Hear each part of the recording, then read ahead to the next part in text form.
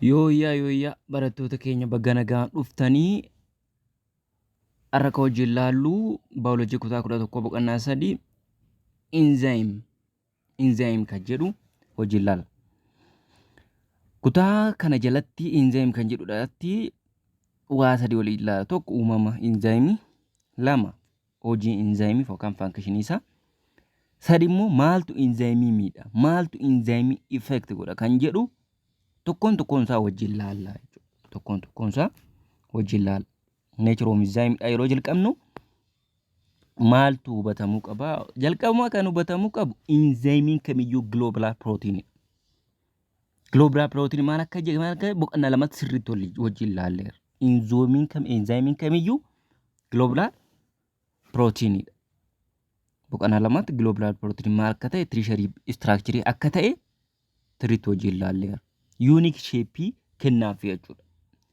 Protein kun enzyme kanaaf enzyme jechuun si'eessituu jechuudha. Si'eessituu kanaaf tertiary steppiin kun unique step kennaafi fakkii kanarratti akkuma argaa jirtanu kun heem jedhama, ayiraniidha. Enzymichi kana fakkaata. Shape kana qabdi. Shape kana qabdi jechuudha.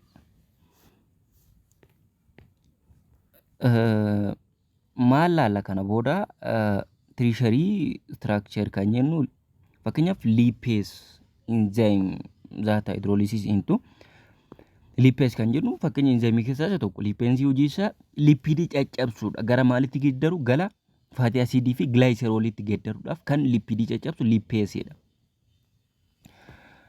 Maal hubachuu qabdaa?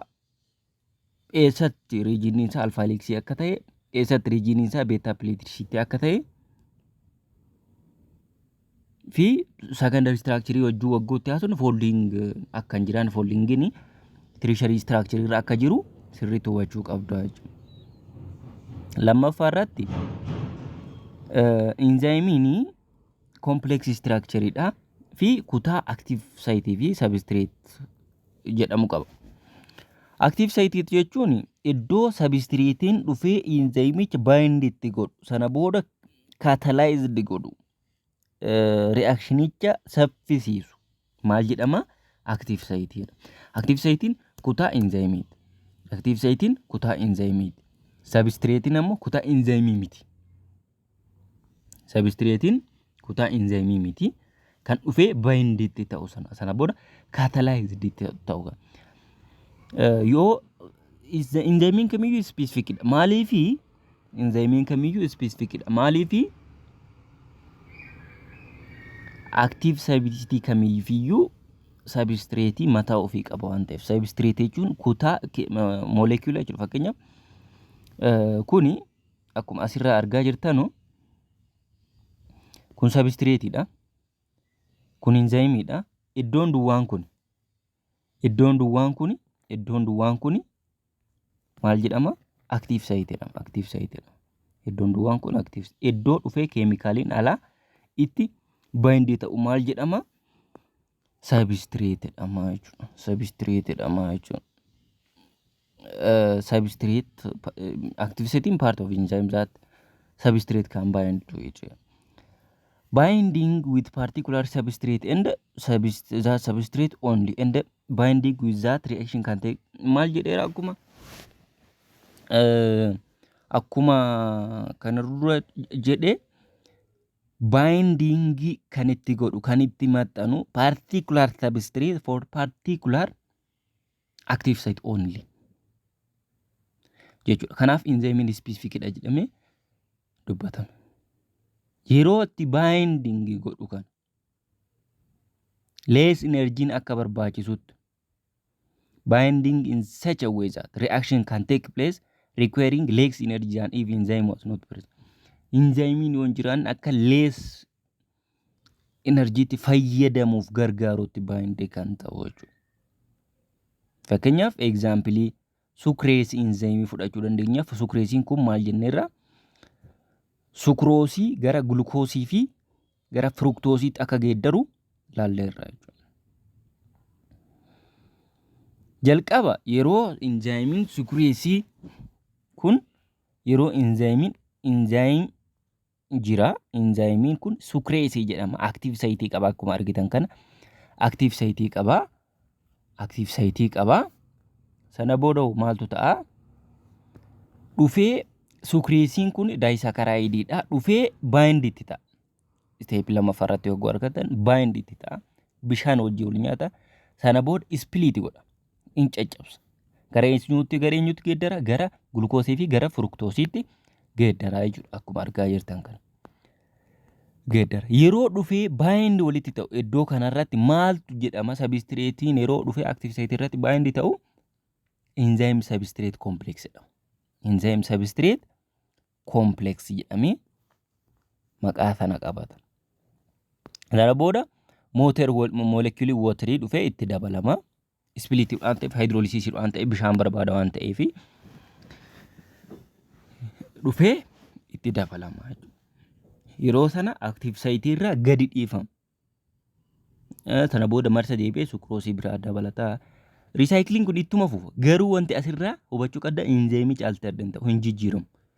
Enzaayimichi akkuma jiruun akkuma asii deemeen 1 2 3 akkuma asii deemeen enzaayimiin kun sheeppii isaa hin jiru wanta kan jijjiiru akkasumaan marsa ofii itti fufaa jechuudha. We are now in position that we can precisely define the maal akka ta'u. Enzyme jechuun maal jechuudha? Global protein ta'ee isa unique shape qaba. Active site kan jedhu. Fi catalyze reaction si'eessuudhaaf qofa kan gargaaru. Enzyme maalidha? Biological catalystidha. Hojiin isaa specific dha. Reaction dha. But remain altered hin jijjiiramu. Kana hubachuu qabdan. Kana erga jenne amala akkamii qaba? What are the property of enzyme? Kan jedhu enzyme amala akkamii qaba? Amala maal fakkaatu qaba? Kan jedhutti haadha. Tokko enzyme hundi isaa proteinidha. Except dhiyeenya kana RNAnis akka enzymeetti gargaara, biological catalystiitti gargaara jedhameera. Isaan ala enzyme hundumti isaa protein. Lama biological catalyst speed up reaction jijjiira. Garuu ofii reaction keessatti hin hirmaatu. Irra deddeebi'ee over again and again fayyadamna. Irra deddeebinee fayyadamna. Hubadhaa. Ofii reaction tokkollee keessatti hin hirmaatu. Ofii reaction tokkollee keessatti hin hirmaatu. Hin hirmaatu yeroo jedhu wal nyaatinsa geggeessuu jechuudha. Akka wal nyaatinsi geggeeffamuuf haala mijeessa malee. Specificidha. Kana jechuun maal jechuudha? Reaction tokkoof enzyme tokko qofatu barbaachisaa jechuudha. Kanaafuu enzyme baay'een qaama keenya keessa akka jiru asirraa hubachuun ni danda'a.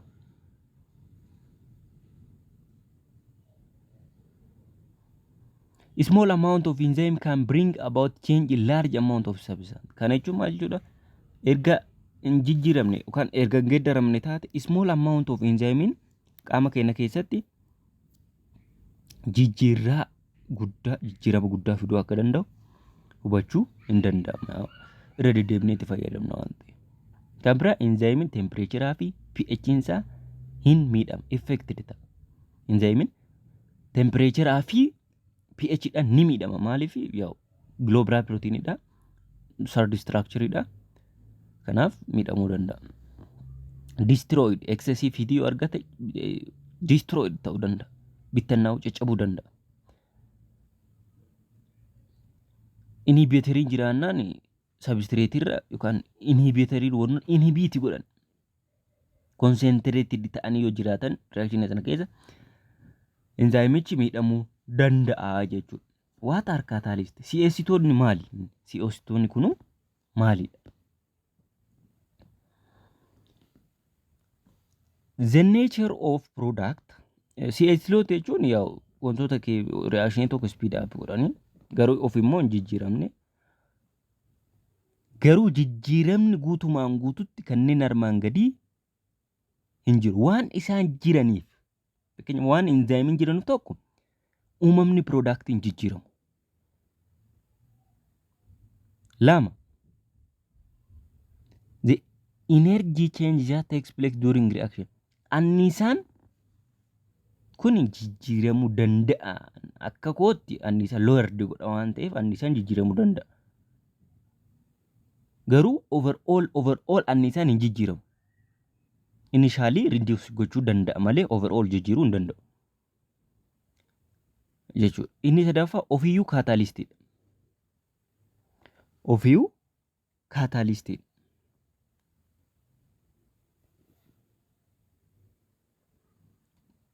Kan biraa enzyme allow biochemical reaction inside the cell to take place quickly at temperature that will not damage the structure of the cell. Enzymoonni maal eeyyamu reactioniin qaama keessatti akka gaggeeffamu quickly temperature isaan hin miidhamneen akka gaggeeffamuuf eeyyamu jechuudha. Maaliif specific ta'anii? Maaliif specific ta'anii? Maaliif enzymiin tokko substrate tokko qofaaf fayyade kan jedhu kuni hojii active siteis. Sababa active sitein shapeinsa enzyme irra gara enzymiitti garaagarummaa waan qabuuf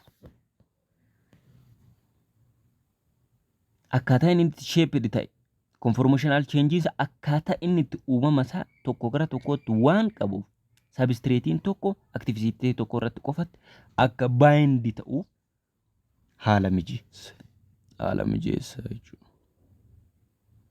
Because only one substrate can bind, there is only one possible reaction that can be catalyzed. This is illustrated 3.3 irratti ibsameeradha. Akkasirraa laaltanu enzymiin jira, substratein jira, active sitein lagartanii wal fakkaataa jechuudha. Tokkoof tokko qofatu jira. Tokkoof tokko qofatu jira jechuudha. Kan biraa how enzyme akkamitti temperatureaan miidhamu, temperaturaa fi pH dhaan miidhamu kan jedhu laallaa jechuudha taansine. Higher temperature gives the enzyme temperature guddaa taanaan more kinetic energy jechuudha. More fast, more enzyme substrate complex sirriitti daddafee uumamaa. Daddafee uumamaa deema. Garuu hamma optimum ta'utti qofa. Hamma iddoo barbaadame sana ga'utti qofa. Higher temperature affects the chemical bonds that holding tertiary structure of the enzyme in place, particularly those in active site. And the more bonds break, the shape of active site changes and can no longer. Homo temperature in hamma ol ta'e tertiary structure in protein darah uturota in caccaba active site in iddoo miliqaa tana booda no more substrate dhufe itti bind ta'uu hin danda'u. Kanaafu temperature hamma ol taanaan dhiibbaa gaggeessuu danda'a. Temperature hamma ol taanaan dhiibbaa gaggeessuu danda'a. pH immoo effect kan godhu akkuma beekamu hoo yaw gatiin pH too low ta'e kana jechuun baay'ee acidii ta'e yookaan baay'ee beezawaa ta'e active site irratti conformational change akka uumamu yookaan akka active site isaa haala uumama boca isaa akka dhabu isa taasisa. Akka dhabu isa taasisa. Sana booda substrate dhufee active site irratti bind ta'uu hin danda'u. Kana caalaa more si'eessuus hin danda'u jechuudha. Si'eessuus hin danda'u. Catalysis gochuu hin danda'u. Kana dhiibbaa kanarratti gaggeessuu danda'a jechuudha. Akkamittiin enzyme classify goona, akkamittiin enzyme maqaa isaa kennina kan jedhu maqaa waliigalaa daandii hedduutu jira. Fakkeenyaaf lipase kan jedhu reaction lipidii caccabsuudhaaf, ATPase kan jedhu ATP caccabsuudhaaf, succinate dehydrogenase yeroo kamiyyuu dehydrogenase kan succinate kan agartan hydrogen remove gochuusa hubachuu qabdan. Keessumattuu kun kan dalagu cellular respiration keessatti succinate waan jedhama yoo agartan isaatis removal of hydrogen akka ta'e hubachuu qabdan. Succinate dehydrogenase kan biraa DNA polymerize jechuun ammoo ijaaruu jechuudha. Nucleotide duratti walitti ijaaranii DNA uumuu jechuudha. DNA polymerase kan jedhu kun. Peepsiiniin garaacha keessatti argama. Garaacha keessatti pirootiinii daayijeesti godhadhaaf bulleessuudhaaf gargaara jechuudha. Inzaayimoonni baay'een isaanii daandii garaagaraatiin maqaan isaa moggaafamuu danda'a. Garuu inni kooman kan ta'e yookaan iddoo hedduutti kan beekamu sukkaara yoo ta'e OSE kanarraa gatanii maaliidhaan bakka buusuudha?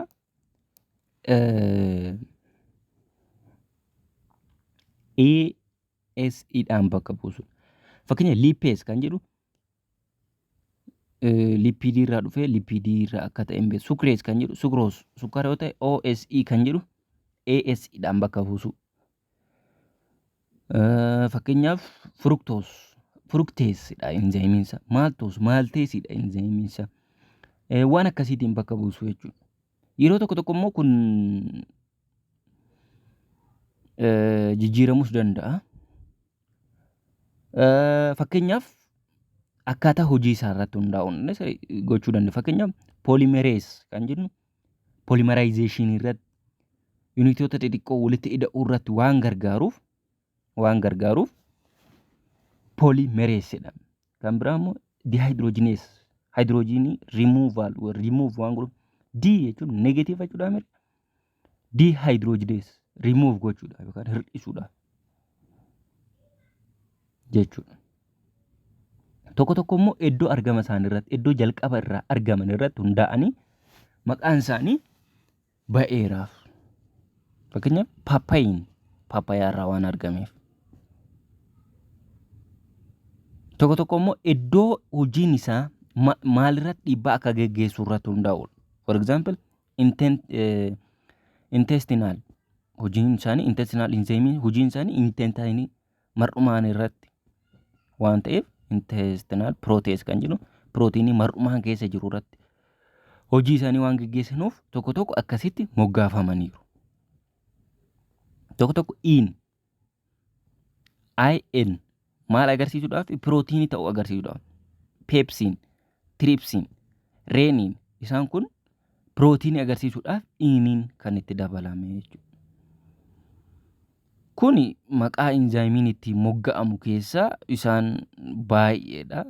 Pirooteesiin gaastirik juusii keessatti akka argamu pirootiinii irratti fi akkasumas istoomaakis keessatti akka argamuu fi pirootiinii bulleessuudhaaf akka gargaaru ni beektu kana dura. Kun akkaataa moggaa maqaa inzaayimii isaan tokko. Waan baay'ateef amma poointii 4 tuqneerra waan baay'ate yookaan 4 ol tuqneerra waan baay'ateef akka baayoloojistoonni rakkoon kan biraa akka sirriitti hubatanuu fi maal godhan inzaayim koomishin jedhanii systematic naming of inzaayimii baasan. Akkaataa kamiin akka maqaa inzaayimii beekuu dandeenya. Mee kana dinqisiifachuudhaa fi hojii inzaayimii tokkoon isaaniin haalaan akkamittiin akka maqaa kana itti moggaasanii jechuudha. Enzyme classification in systematic nomenclature yeroo laallu enzymiin generaalii bakka jahatti qoodama. Tokko oxidoo reductaseidha, 2 transfereesidha, 3 hydroleesidha, 4 isomereesidha, 5 laayeesidha, 6 ligeesidha.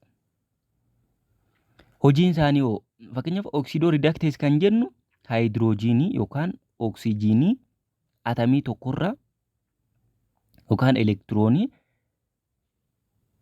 sabistireetii tokkorraa gara sabistireetii biraatti dabarsuudhaaf kan gargaaru.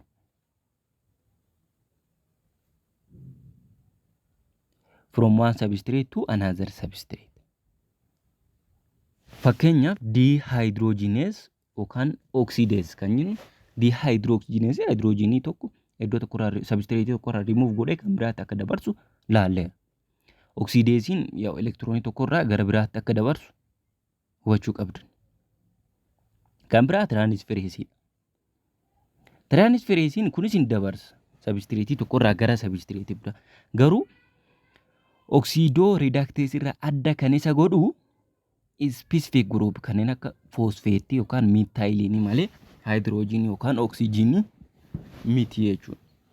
Hydrogen yookaan oksijiinii miti. Kan biraa haayidroolaayisiisiin caccabsuudha. Haayidroolaayisiisiin. Kan tiraansfereesii egzaampilii isaa tiraansmineesii fa'aa kaayineesii fa'aa. Kun kaayineesiin seelular rispaareeshinii keessa isa jalqabaa ta'u wachuu qabdanii jechuudha. Wachuu qabdan.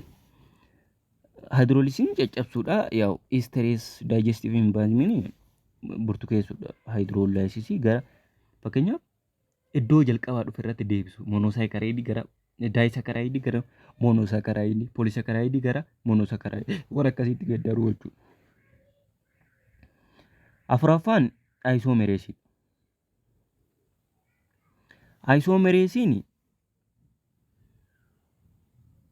moolekulaar foormii isaa geeddaruudhaaf. Moolekulaar foormii sabistireetii geeddaruudhaaf. Fakkeenya isa kan ta'e foosfoo hegzoo aayisoomerees kan jedhamu jira. Fuumereesiin jira. Moolekulaar foormii isaa jijjiiruudhaaf kan gargaaru jechuudha. Inni shanaffaa laayeesiidha. Kun haayidrooliitii kan ta'an rimuuf gochuudhaaf yookaan adda gochuudhaaf guruppii yookaan sabistireetii irratti kan gargaaru. Dikarboksileesiidhaa fi aldooleesisiin isa tokko. Ligeesiin immoo moolekiilota tokko walta jooyin godhe senteesii jedhama uumuudha ijaaruudha jechuudha. Kun ammoo fakkeenyaaf siitirikiidhaa fi senteesisiin siitirik asiid senteesisiin isa tokko jechuudha. Kanaafuu asirratti hundoofne bakka meeqatti qoodne oksidoo riidaktees, tiraansferees, haayidroolees, aayisoomerees, laayees, liigees. Hojiin isaanii oksidoo riidakteesiin haayidroojinii yookaan oksijiinii iddoo tokkorraa gara iddoo tokkootti dabarsuudhaaf. Tiraansfereesiin immoo ispeesifik guruppii dabarsuudhaaf. Haayidrooleesisiin ammoo caccabsuudhaaf. Aayisoomereesiin ammoo keemikaal moolekulaar foormii sabistireetii cheenji gochuudhaaf. Laayeesiin immoo naan haayidrooliik kan ta'e rimuuf yookaan adi gochuudhaaf. Liigeesiin immoo senteesii ijaaruudhaaf moolekiilota tokko boondii haaraa uumuudhaan ijaaruudhaaf. Kanaafuu kilaasiin kun hundumti isaatu kutaa kutaadhaan walitti qabu. Kutaa jennee deemuu dandeenya. Fakkeenyaaf akka siisteemaatti yoo fudhanne fakkeenya enzaayim koomishinii 3.4.11.1 mi'a fudhannuuti haa ibsinu. Isiin kan dhaabbateef enzaayim koomishiniidhaaf. The first numberiin kan agarsiisu ammoo kilaasii ta'uu agarsiisa. Fakkeenyaaf 3 kilaasiin isaa maalidha? Haayidrooleesiidha. Akkuma asirraa argaa jirra. Tartiibaan qabachuu qabdu baay'ee. Sekandiin immoo 4 maal agarsiisa? Sabkilaasiidha. Sabkilaasiin 4 irra jiru immoo maqaan isaa maal jedhama? Kan jedhu beekuu qabdanii jechuudha. Sekandiin immoo sardiin immoo sabkilaasiidha. Foorziin immoo sabkilaasiidha. Fakkeenyaaf enzaayimii kana enzaayimii kamiyyuu yeroo kana gootanii lakkoofsa akkanaatiin barreessan yookaan toora weebsaayitii garaagaraa irratti yeroo barreessitan exactly argachuu dandeessu. Fakkeenyaaf 3 haayidrooleesii agarsiisa. 4 peeptaadeesii agarsiisa. Kan biraa immoo 11 kan jiru sabkilaasii isaa agarsiisa. Sabkilaasii 4 kan ta'e aminoo peeptaadeesii agarsiisa. Inni waan irra kan jiru immoo sabkilaasii aminoo peeptaadeesii agarsiisa. Luusaayil aminoo peeptaadeesii agarsiisa. Paartikular peeptaadeesii nambar 1 isaarratti akka agarsiisu hubachuu qabdan. Yeroo baay'ee isa jalqabaa yookaan isa lammaffaa kana gaafatan waan ta'eef kan asirra jiru beekuu akka qabdan isin hubachiisuun barbaada. Kan biraa maal nu dalagu enzaayimiin jireenya keenya keessatti maal nu dalagu? Maal nu dalagaan isaanii maali?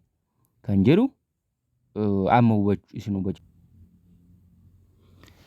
Enzaayimoonni maal faayidaa nuu qabu? Fakkeenyaaf enzaayimiin 1 kan jedhamu maal kan jedhu aktivitii 3.2 irratti laayibireerii keessa barbaadaadha. Waan akkasii qormaata irra dhufu waan ta'eef osoo laaltanii isiniin jechuun barbaada. Enzaayimiin maal sii dalagaa kan jedhu waggaa dheeraaf namoonni osoo hin beekin enzaayimiitti fayyadamaa turan. Osoo hin beekin yistiin fakkeenyaaf akka enzaayimiitti itti fayyadamaa turan. Daabboodhaa fi biiraa garaagaraa oomishuudhaaf. Kun ifatti bu'aa teekinooloojii inzaayimiiti yeroo kanatti. Yeestiin orgaanizimii seel qeenxee keessaa tokko ta'ee fangasii jechuudha. Fermenteeshiniidhaaf kaarboohayidireetii fermenti godhuudhaaf maal oomishuudhaaf kaarboon daayoksaayidii fi alkaalii oomishuudhaaf kan gargaaru. Fermenteeshinii keessatti akka ta'e ni beektu.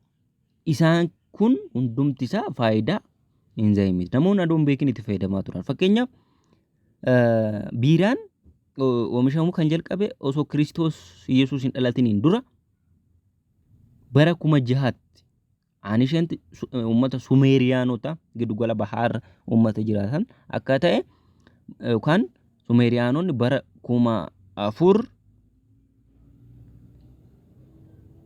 itti fayyadamaa akka turan barreessni waggaa dheeraa lakkoofsiise kan Sumaareetu Haamiyaan Ninkaasii jedhu addeesseera.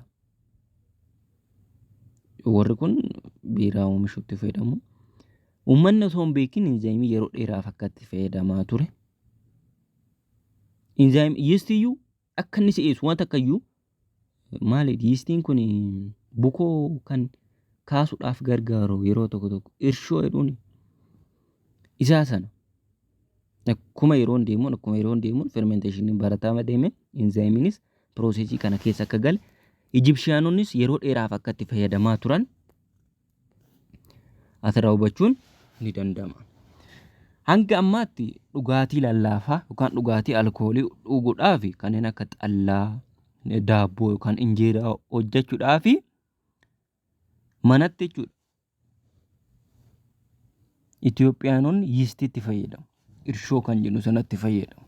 Achi keessa orgaanizimii yiistii jedhamutu jira waan ta'eef. Yeroo daabboon dibamu yeroo tokko yeroo ol ka'u agartaniittu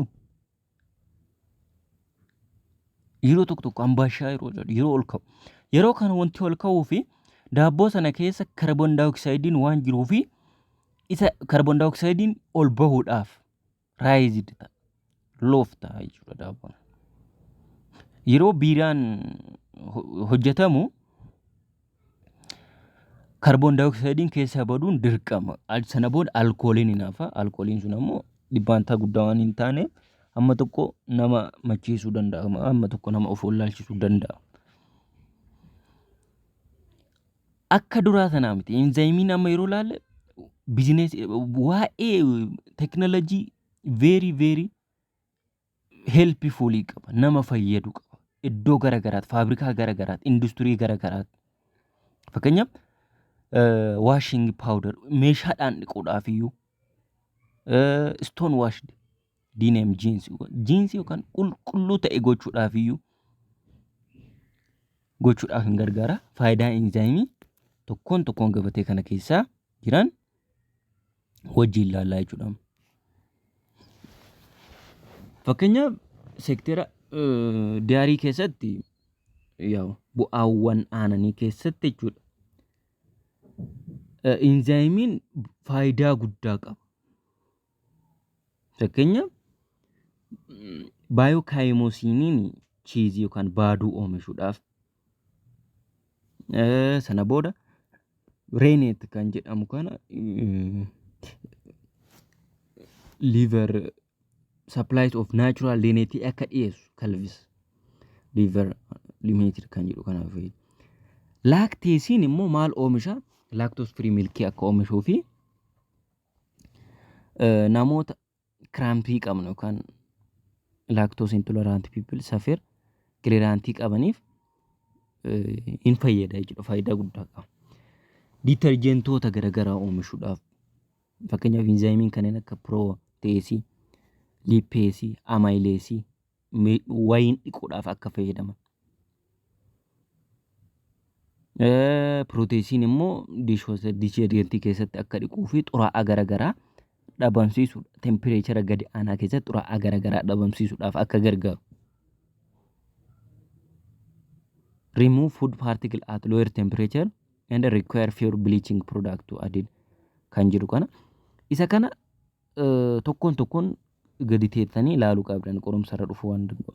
Fakkeenyaaf inzaayim tekstaayil yookaan meeshaa carqee kan jiru sana keessatti fayyadu, lipeesii, seeluloosii waan akkana food processing keessatti kan fayyadamu pectinase enzyme, inverase enzyme kan jedhu kana faayidaa isaa wajjin asirra ilaaluun ni danda'ama. Pulp and paper keessatti amylase and starch conversion, xylinase,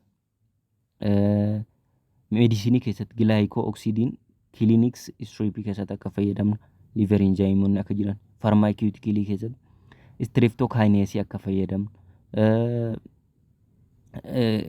hertatakii namarraa hir'isuudhaaf, production of abacaver sulfate akka enzyme control gochuudhaaf. Isa kana tokkoon faayidaa isaanii ilaaluu qabdani. Yoo detailii seenne yeroo nurraa deemuu waan danda'uuf yeroo bira qabadheen dhufa. Ammas itti na eegaa jecha amma kan itti aanutti dabarraa jechuudha. Garuu enzymiin sektoroota kana keessatti faayidaa guddaa akka qabu, industiriaalii kana keessatti, industiriyaal sektarii kana keessatti faayidaa guddaa akka qabu asirraa hubachuun isin eegama. Qormaata baay'ee dhufa. Akka ilaaltan adaraa isiniin jechuun barbaada. One of appeal of using enzyme in industry is that they allow reaction involved in the process to be occurred out a much lower temperature. Faayidaan guddaan enzyme industry keessatti yookaan faayidaan guddaan enzymiin qabu yeroo walnyaatinsi keemikaalaa geggeeffamu walnyaatinsa kana temperature gadi aanaa keessatti akka geggeeffamu haala mijeessa. Kanaafis baasiinsaa gadi aanaa ta'a. Because less heating required, less carbon dioxide is produced and this can benefit environment as carbon dioxide is greenhouse and accumulation atmosphere. Maaliidhaaf yeroo kanatti less energy waan fayyadamnu yookaan heatingiin isaa xiqqaa waan ta'eef carbon dioxide guddaan akka uumamu global warming yookaan taateen mana magariisaa addunyaa akka balaarra hin geessifne gargaara jechuudha. Kun faayidaa guddaa qaba iddoo kanarratti jechuudha. Enzyimii itti fayyadamuudhaaf environmentii keenya gargaaruu dandeenya. Because enzyimiin less energy akka fayyadamnu goona, less carbon dioxide akka fayyadamnu nu taasisa. Temperature akka ol hin kaane nu gargaara. Carbon dioxide emission saved akka ta'u fi global warming akka hin uumamne nu gargaara. Fakkeenyaaf 10 kiloogiraam gogaa yeroo oomishnu toonii tokkorraa 100 kiloogiraam carbon dioxide hir'isuu dandeenya. Pulp and paper irratti carbon dioxide hammanatu oomishama. Kanaafuu daabboo chiizii 230 190 hamma kanatti gadi hir'isuu dandeenya waan ta'eef global warming akka hin uumamneef bu'aa guddaa qaba. Kana keessa hamma tokko carbon dioxide guddaa baasa jedhamee tartiibaan yookaan kan isin gaafatamoo jiraate leezeriidha yookaan chiizii. Maximum chiiziitu carbon dioxide guddaa gadi dhiisa. Sanas hir'isuun ni danda'ama, seef gochuun ni danda'ama kan jedhu isin agarsiisuudhaafi barnooti har'aa keenya kana fakkaataa waan hordoftaniif guddaa galatoomaa. Gaafilee kana osoo hojjetanii kooment gootanii baay'ee natti tola. Deebii isaa immoo koomentii irraan kaa'aa jechuudha. 3 tuqaa 2 function of enzyme dha walitti agadhuufnutti nagaan naa tura.